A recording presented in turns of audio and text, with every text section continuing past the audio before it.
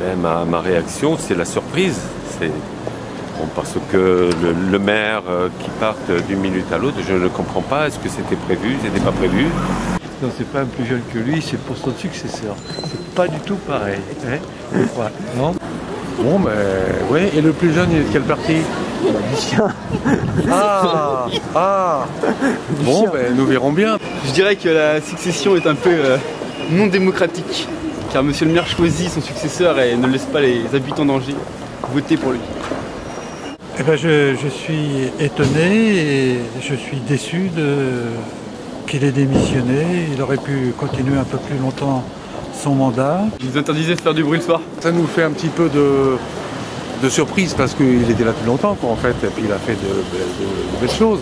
Au niveau de la culture, de tout ce qu'on a pu avoir, ne serait-ce que les accroche-cœurs, enfin, toutes les fêtes, je trouve que Angers est une ville quand même dynamique, et à la portée, jeune, enfin moi, et à la portée de tous. oui, un peu plus. Et au moins le tram, ça c'est primordial. Hein. Le tramway, oui, ça a dynamisé, je pense, le centre-ville. Au niveau du tram, je trouve que c'est une belle réussite malgré les critiques qu'il y a pu y avoir. Il y a le tram.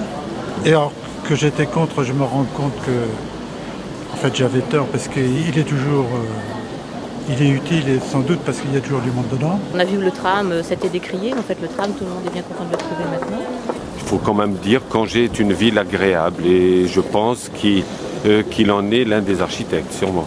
Il y a une chose qui nous a beaucoup plu, ma compagne et moi, c'est la réhabilitation des logements sociaux.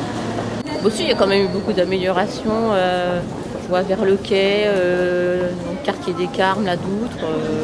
Et puis, ce qu'il y a à venir sur les voies de berge, il y avait les 3 projets. Là, c'est intéressant aussi, ces projets-là.